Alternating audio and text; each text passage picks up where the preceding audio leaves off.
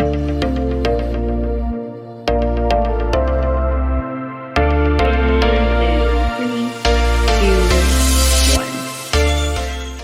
everybody, and welcome back to City Chats. I'm Joyce, Senior Research Analyst for Zpryme. We are incredibly thrilled today because we have the one and only Josh Alpert here joining us. As we know, climate readiness and action is top of mind for cities, and moving forward, smart cities will have comprehensive roadmaps to address climate change and a highly engaged community to see that work come to fruition. And so we're really thrilled that Josh is here. He's an experienced public servant and new to the energy sector. We're going to learn more about what cities need to consider when putting together their climate initiatives, how local government structures influence success, and so much more. Josh, before we do any of that, though, we would really love to hear a little bit of your background and the work that you've done and why you're so passionate about it. Great, thanks, Joyce. So I, developed a passion for large, seemingly intractable problems, I think, as a pretty young guy. And I think throughout my schooling, always kind of gravitated in class to things that I couldn't figure out how people solved. And that always stuck with me. And I think that combined with a love at a very young age for building Lego cities, gave me the bug that at some point in my life, I really wanted to work in some sort of city capacity. And so kind of combining large problems and cities really just kind of steered the direction of my career. And after college and law school, it became apparent that I couldn't shake that bug. And so every job that I took was one that I thought would get me closer to what eventually became my goal, which was to be a chief of staff for a mayor. And along the way, I realized that if I wanted to do that, that probably the best thing that I could possibly do was try and find positions in every kind of component of becoming a city official. So I ran campaigns, I was a lobbyist, I was even a candidate for a city commission position at one time, all with the idea that I just wanted to learn what those were all about, still with the goal that at some point I wanted to really just work for a mayor. And eventually I was able to achieve that. And once I did that and loved every minute of it, opportunities popped up, and I decided that I wanted to stay true to those kind of early dreams, and ended up going to work for an NGO called C40 that works with the mayors of the world's largest cities. And so I went from being able to work for one mayor to working for, I think at the time it was 97 mayors, all working on implementing climate action in their cities. That's, so amazing. I love, first of all, that Lego has such a soft spot in your heart and helped guide you to what you ultimately ended up doing, which is pretty fantastic stuff. Anyway, yeah, I think that's awesome. But it's really great too that you were able to leverage a lot of your expertise through schooling and things like that to position you in such a way that you actually got to work on what you really wanted to do. I mean, that doesn't always happen for people. So it's sort of like the stars very much aligned, in addition to all the hard work that you did to put yourself in a great place to serve not just one mayor, but multiple mayors on really impactful and intractable problems, as you said. And with all of that, you recently transitioned from public work, right, to working within the energy sector. So how has the transition been? And do you find that there are similarities between the two? It's been a great transition. And I think working, for the past 5.5 years on climate action really set me up for kind of this next chapter working within energy, because I recognized within my time at C40 that mayors were really pushing climate action in their cities, and still are quite vociferously. But when it came to things like public transport or electrifying fleets or building more charging stations, I recognized that in ways mayors were actually setting themselves up for failure because the energy system, at least here in the US and particularly here in the West, is not equipped really to handle this influx of energy without shoring up the grid. And so I decided, once I kind of had this epiphany that, okay, that was the next thing that I wanted to go work on, was to actually provide mechanisms so that all the work that these mayors were doing would come to fruition in really meaningful ways. And that kind of led me into the energy sector, and now working to hopefully create and design a Western regional transmission organization, so that we can modernize the grid, bring in way more renewable energy products into the system, and allow these mayors to make good on all the work that they've been doing. That's excellent.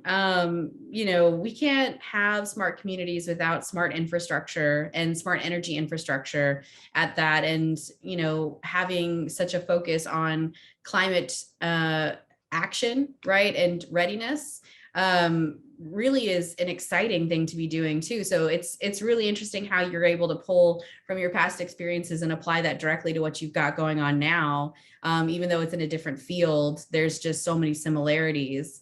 Um, that's just really cool stuff. And it's something that I've experienced too in my transition into the energy sector, right? Because I have a background doing smart cities research and working in innovation projects here in Texas, and being able to step into the energy sector and see like, oh, there's all of this overlap that's happening, and how uniquely positioned you can be to take all of that momentum even further, because of your work with cities, I think is really cool. Based on your experience, then, how do you envision cities, 6 or 7 years into the future? Like you have seen how Paris climate initiatives evolved over that time period when you were working with the C40 group. And do you think its success could be replicated by other cities? I do. It takes a lot though.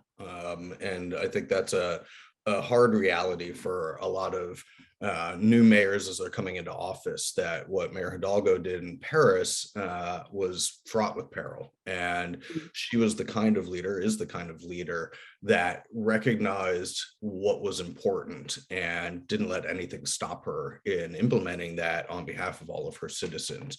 That included court battles in front of the European Commission. It involved citizenry that was at times very much against her, and yet she stayed true to her vision, and the vision that she knew was supported by research, by science, and by organizations and mayors all over the world, and just kept moving forward. And it takes that kind of leadership, and it's going to take more of that kind of leadership, I think, even more so moving forward, because I think mayors now find themselves all over the world, not only facing this incredible climate challenge that we have, but all these other issues that have come up over the past several years as well. And it's hard for mayors to focus in on one at the expense of others. And so one of the things that we did while at C40, and even when I was chief of staff, was to try and find issues that you can bundle together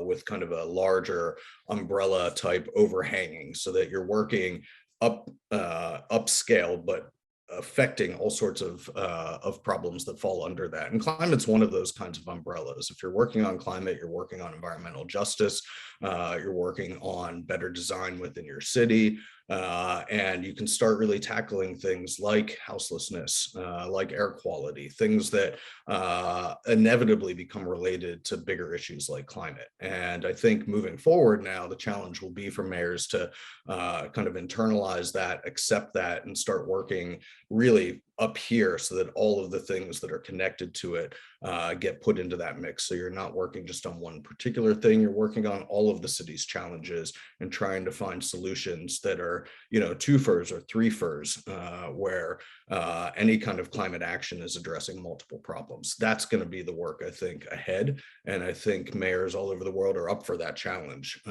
It just gets harder and harder, but I think really to run for mayor, you kind of have to have that fix it kind of sense about you, that you want to get it, you want to start fixing things, and that's where it all starts. Yeah. And the emphasis on mayors too is really interesting, because not every city is sort of structured the same way. And so the ability for mayors to really touch and influence these long-term projects is really dependent upon how that municipality is structured to move forward. So it can be a huge daunting task for a mayor to come in and try to have multiple initiatives that aren't necessarily going to be able to come to fruition right before the next election cycle really hits. So what are some of your tips or tricks for mayors that are coming in to help them prioritize, or, how can they best go about creating those multifaceted touch points for climate action? Yeah, I think anyone working with a mayor, for a mayor, your best friends are in the bureaucracy. That's the foundation of policy, because administrations come and go. Obviously, we have elections still in this country, and it becomes critical to really embed systemic change within bureaucracies, so that the folks who work day by day for their careers on these issues continue to do that. That then creates the foundation for mayors as they're coming into office to kind of get up to speed on what's been happening within the city. That comes up from the bureaucracy. And typically in most kinds of municipal structures, that bureaucracy is fairly static. It doesn't change a lot. People can come and go, but the policies generally stay. And that's where it all must start, so that when mayors come in, they're getting briefed from bureaucrats within the various departments within a city, and can pick up the issues that resonate with them and keep moving those forward. I don't know of another way, because of elections and because of kind of the transitory nature of elected officials. And I've seen it happen before where, and certainly it happened with my mayor as well, where mayors come in with their own agenda and their own issues that they want to work on. They work on those and they leave, and that issue leaves with them. And sometimes that can be fine, but for bigger challenges that all cities now are facing, that can't possibly be the way. There's got to be this continuity and issue, if not within elected official. Yeah, I couldn't have said that better myself. Thank you for that. So it really does seem that your experience as a campaign manager or a chief of staff for mayoral candidate has really helped you in your work. More specifically, your work as a policy advisor. Can you explain a little bit more about how those skills have transferred over time? Yeah, there's in my mind no better laboratory than working on a campaign.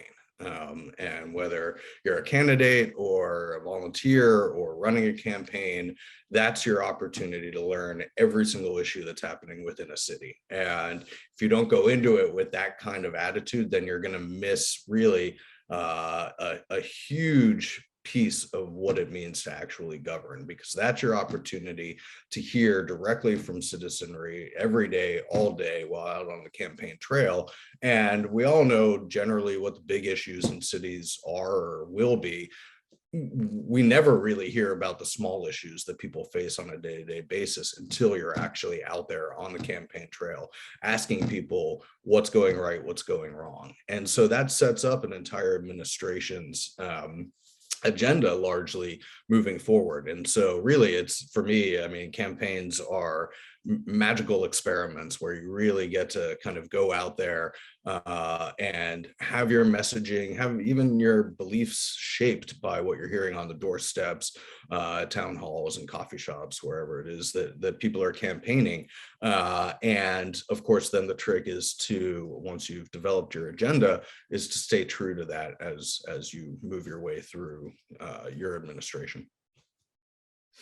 Wow. Yeah. I think it's a really cool opportunity to get embedded as much as you said, like into what's happening within your city if you get the opportunity to work on a campaign like that. Because there's just so much that, I think the perception is that, oh, well, it's the city, so they've got all this money to leverage all these things, or, they've got a specific agenda in mind. But in practice, like how that all really comes down, you just don't know until you sort of step behind the curtain and get your hands dirty. And I think that that's a really cool way that you've been able to do that. And then to bring that then now into your new role, I think is invaluable. So we've kind of talked a little bit about this, but from your perspective, how does the structure of a municipal government influence the longevity or success of a climate initiative? I'm sorry, could you repeat that? Broke Yeah, up. absolutely. So how does the structure of a local government or a city government influence the longevity or success of a climate initiative? Sure. And again, it really starts with folks within the various departments within a city, because they're the ones tasked with doing the work. They're the ones who will generally outstay their elected officials and have that kind of continuity, which of course is essential.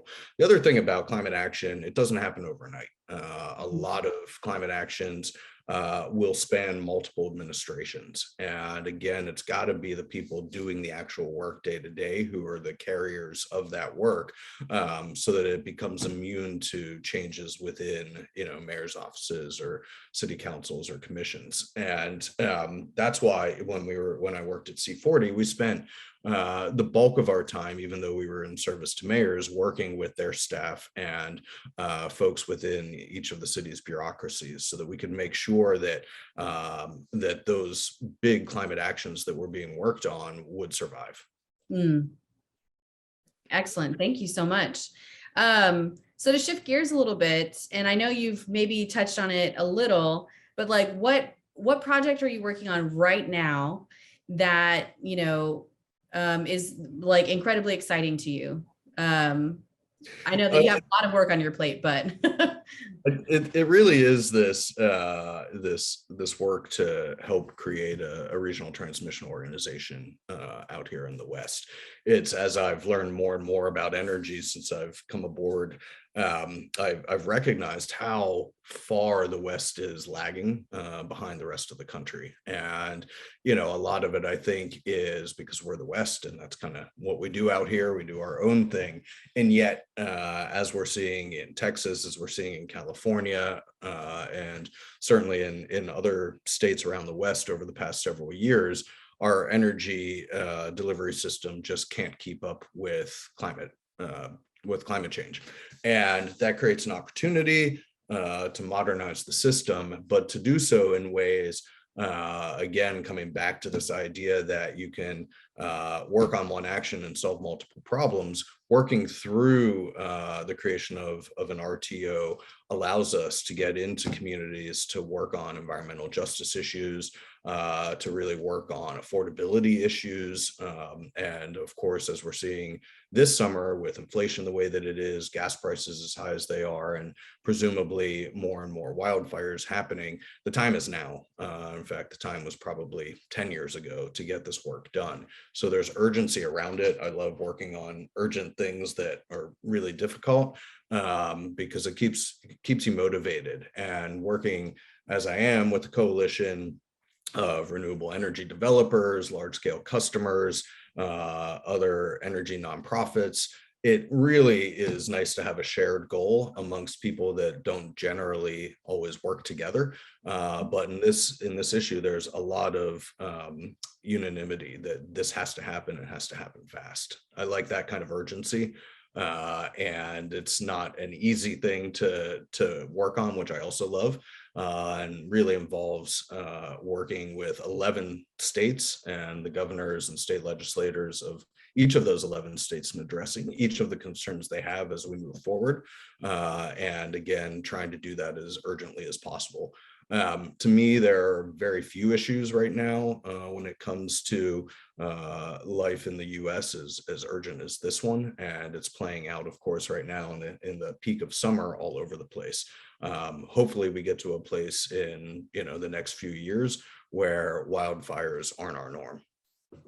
Yeah, without a doubt, that would be excellent if wildfires would stop being the norm. Much like many of the other things that we're having to just adapt to. It would be really nice if we could either build a resilient system or fix other core foundational issues that contribute to our current situation. So you've done a lot of really interesting work over the years. And I think this is probably going to be a little bit of a tough question because I'd really love to know, like, what are you most proud of out of all the work that you've done working on these really cool, super impactful initiatives? What stands out to you the most?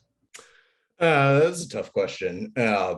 I think one of my favorite projects was one that I worked on last year when I was still at C40.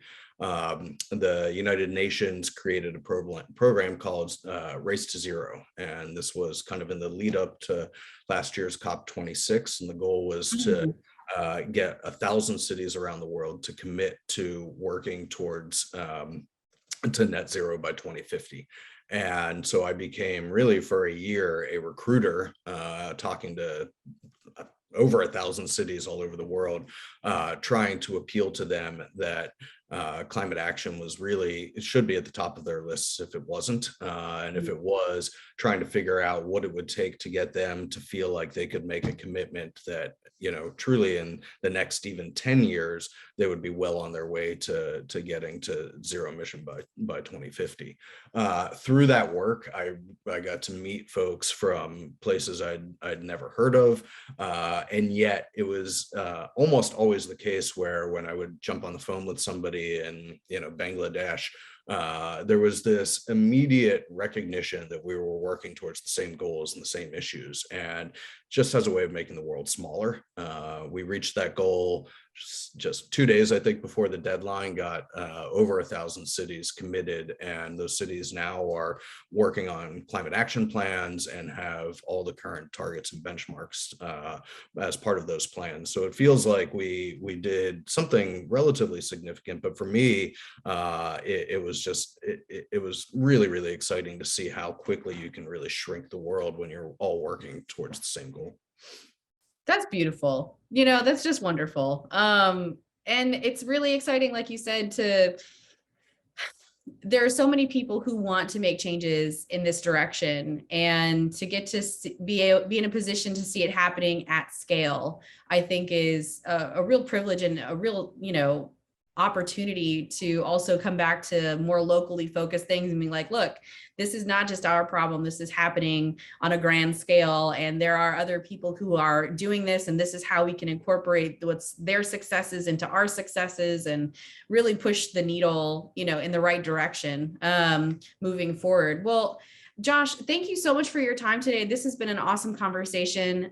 We look forward to maybe checking in with you in a few months to see how things are going, and have you back. Great, thank you. It's been my pleasure, and thank you for having me on. I would love to come back. Excellent. Well, thank you.